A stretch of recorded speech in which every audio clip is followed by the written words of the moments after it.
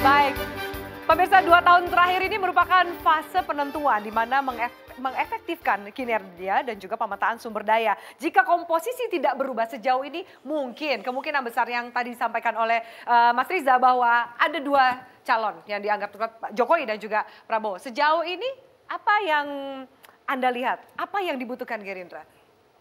Ya, bagi Partai Gerindra, satu, kita kan bicara konstitusional. Kenapa kita terus berjuang untuk 0%.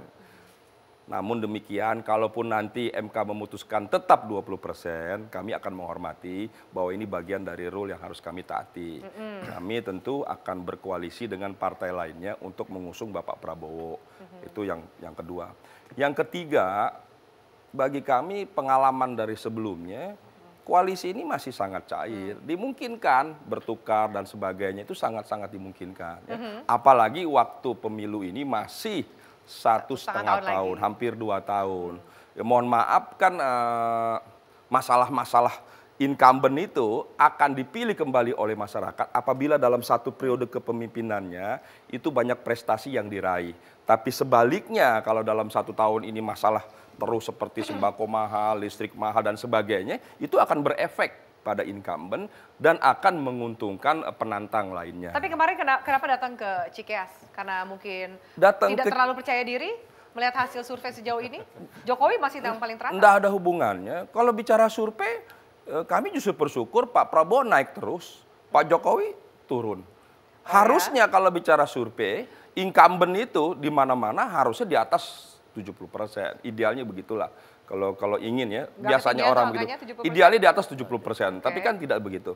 Tapi kalau kemarin kita ketemu dengan Demokrat, itu suatu hal yang biasa. Sebelumnya kami 7 partai ketemu di rumah Ketua Umum PAN bersilaturahmi. Kebetulan Pak SBY hari itu berhalangan hadir, makanya bertemu kembali. Itu biasa dalam silaturahmi. Kedepan juga kami akan ketemu dengan partai-partai yang lain, termasuk partai-partai koalisi pemerintah. Itulah silaturahmi yang saya kira kita perlu bangun ke depan, agar situasi bangsa ini terus kondusif, damai, tentram, dan pemilu ke depan bisa baik. Oke, kita harapkan itu.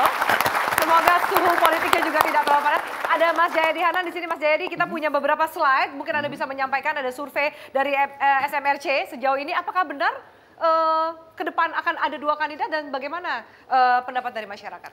Berapa kandidat ke depan 2019 tergantung arenanya yang mana yang dipakai. Kan ada 2 kemungkinan arena. Arena pertama menggunakan 20%, 25%. Arena kedua menggunakan 0%. Itu akan beda nanti konfigurasinya. Misalnya kalau arena yang dipakai 20%, itu berarti tidak mungkin misalnya Demokrat mengusung sendiri gitu kan. Gerindra punya beberapa pilihan. Gerindra bisa ke PAN, bisa ke PKS, bisa ke mana itu ke Demokrat gitu. Tapi Demokrat nggak bisa hanya dengan PAN misalnya dan seterusnya. Itu kalau 20%. Tapi kalau yang diputuskan MK nanti 0%, maka tentu ada kesempatan bagi semua partai peserta pemilu nanti untuk mengajukan calonnya sendiri. Kemungkinan ya. Tapi bukan berarti pasti banyak calonnya. Karena partai-partai pasti kan tidak hanya akan berjudi tanpa memikirkan kemungkinan-kemungkinan untuk memenangkan pertarungan gitu ya. Bisa saja putaran pertama dipakai untuk memunculkan calon masing-masing, tapi nanti putaran kedua akan dipakai untuk berkoalisi. Jadi masih ada banyak kemungkinan dan untuk sekarang kita belum tahu. Kita hanya bisa mengira kalau 20% begini, kalau 20% betul. Tampaknya tidak mungkin akan ada lebih dari 3 calon. Mungkin malah cuma 2 calon begitu. Ya. Mungkin 3 calon itu kalau ada perubahan konstelasi di dalam koalisi pendukung Jokowi. Misalnya PAN keluar, lalu mau cari calon sendiri. Lalu Golkar karena ada perubahan di dalam misalnya, terlepas dari perubahan di dalam Golkar kan. Kalau ada perubahan di dalam, bisa saja Golkar kemudian keluar lalu membentuk poros sendiri misalnya. Jadi kalau itu mungkin 2. Tapi kalau Golkar nggak keluar, PAN nggak keluar, ya susah untuk punya lebih dari 2 calon. 2 calon. Ya. Oke, kalau kita lihat ada slide di sini 10 pilihan presiden yang tertinggi. Boleh kita balik slide ya tertinggi, 5 tertinggi? Ya memang kalau dari berbagai survei setahun terakhir itu dari SMRC memang popularitas dan elektabilitas tertinggi masih ditempati oleh tokoh-tokoh lama ya. Popularitas tertinggi dan elektabilitas tertinggi masih ada Jokowi, disusul Prabowo, SBY, baru nama-nama lain yang masih di bawah 2%. Itu tadi yang memberikan kita satu pandangan, satu kemungkinan bahwa ke depan itu ya nama-nama yang itu yang mungkin untuk muncul sebagai calon presiden yang kompetitif ke depan gitu. Nah, calon-calon yang lain yang masih 2% ke bawah saat ini mungkin bisa bertarung, tapi tidak karena competitiveness mereka, tapi karena ada kesempatan kalau presidential threshold-nya 0%. Oke. Gitu. Kalau ini presiden pilihan, kita ini Jokowi versus Prabowo, jawabannya adalah seperti ini. Nah, begini yang menarik itu ya kalau kita ingin melihat seberapa besar kemungkinan misalnya seorang incumbent bisa menang, contoh yang kita punya cuma dua, yaitu SBY masa pertama 2004-2009 dan SBY masa kedua 2009 sampai 2014. Angka 53,7% ini misalnya bisa kita samakan dengan angka yang mirip begitu, sekitar 54% ketika SBY pada masa sekitar bulan Juni di tahun 2007. Artinya di masa yang sama, kalau survei ini kan bulan Mei. Sementara yang pada posisi Mei atau Juni 2007, SBY juga berada pada angka sekitar 54%. Kalau angka itu yang mau dipakai, itu artinya kemungkinan incumbent untuk menang cukup besar. Tapi tentu saja ini kan baru perkiraan, ada banyak hal yang bisa terjadi begitu. Yang kedua, dari segi approval rating ya, tingkat kepuasan masyarakat, Pak SBY pada bulan-bulan Juni 2007 itu approval ratingnya ada di sekitaran 56-57%, hampir 60. Tapi Pak Jokowi pada bulan Mei 2017 itu ada di angka 67%. Itu artinya tingkat kepuasannya sedikit lebih tinggi.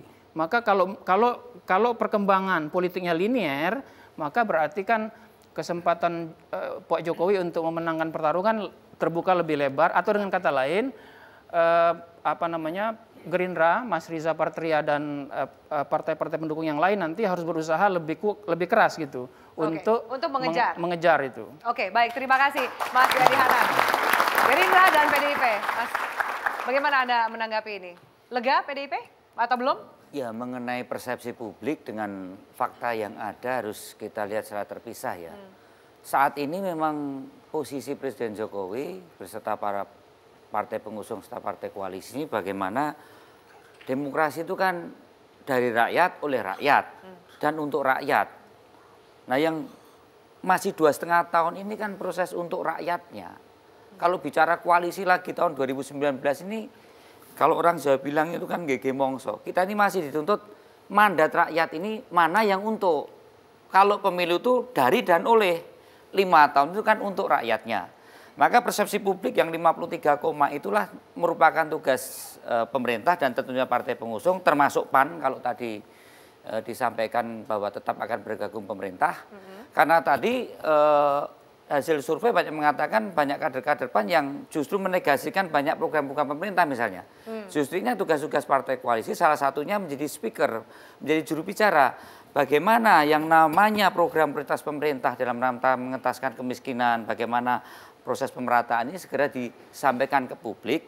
Dan memang lebih baik sekarang bicara soal realisasi program-program yang pernah disampaikan pada saat kampanye dulu daripada 2018 pilkada serentak, partai-partai ini mikirin itu kayaknya udah mulai mikirin pilkada serentak deh, Mas. Enggak, ini tadi kan soal persepsi. Soal persepsi itu kan hanya sekedar bagaimana cara pandang lewat media, lewat informasi yang belum tentu bisa dibenarkan bahwa kenyataannya 53%. Itu tugas-tugas dari partai politik maupun tugas dari pemerintah untuk menyampaikan ke publik hal-hal apa saja yang sudah dikerjakan oleh pemerintah. Masyarakat. Gerindra sejauh ini bagi partai Gerindra saya kira satu yang luar biasa. Bapak Prabowo kan sudah 2 kali. Pertama dengan Ibu Mega, kedua dengan Pak Hatta. Ini katakanlah diusung kembali oleh banyak kader dan kita. Yang ketiga kali ternyata kan mendapat simpati dan harapan besar di masyarakat. Saya kira itu satu poin yang penting saya kira. Yang kedua yang juga penting, pada hari ini kan Gerindra Pak Prabowo kan di luar. Pak Jokowi di dalam dengan sumber daya program, anggaran, dukungan media, dukungan aparat dan sebagainya itu luar biasa. Tapi pada posisi ini Pak Prabowo Gerindra bisa naik. Sebagai sebuah partai ternyata partai Gerindra sudah pada posisi kedua. Bahkan Oktober 2015, sudah saya sampaikan di hasil poll tracking, Gerindra sudah ranking 2. Padahal Pilpres pemilu 2014 kan ranking 3. Itu arti dalam waktu setahun bisa naik. Loncatan Iya, kami berharap ya mudah-mudahan bisa mendekati suara PDIP ke depan. Oke, Nasdem? Ya, bagi Partai Nasdem kita akan terus menyampaikan kepada publik fakta-fakta keberhasilan Presiden Jokowi JK. Gitu ya. Karena menurut kami itu adalah bagian dari tugas kita sebagai partai pendukung pemerintah. Oleh karena itulah maka penting bagi kita juga untuk melihat sejauh mana masyarakat memiliki tingkat kepuasan terhadap pemerintahan Jokowi, dan juga jangan sampai kemudian ada informasi-informasi yang terdistorsi terhadap kemajuan atau keberhasilan dari pemerintah, dan itu adalah tugas kami sebagai partai pendukung pemerintah. Oleh karena itu kita juga berharap partai pendukung pemerintah lainnya juga melakukan hal yang sama, baik PDIP, PKB. Jika tidak ada yang melakukan yang sama? Ya kembali kepada ya penilaian kita masing-masing soal komitmen konsistensi terhadap satu pilihan. Ya, ini kan kita kan juga memberikan satu teladan kepada publik, ya apakah kita konsisten, apakah kita komit, ya, nanti masyarakat publik juga akan menilai. Oke, baik, saya akan jeda. Mas Viva, saya minta tanggapan Anda. Kita lanjutkan sesaat lagi. Tetaplah bersama kami di Opsi.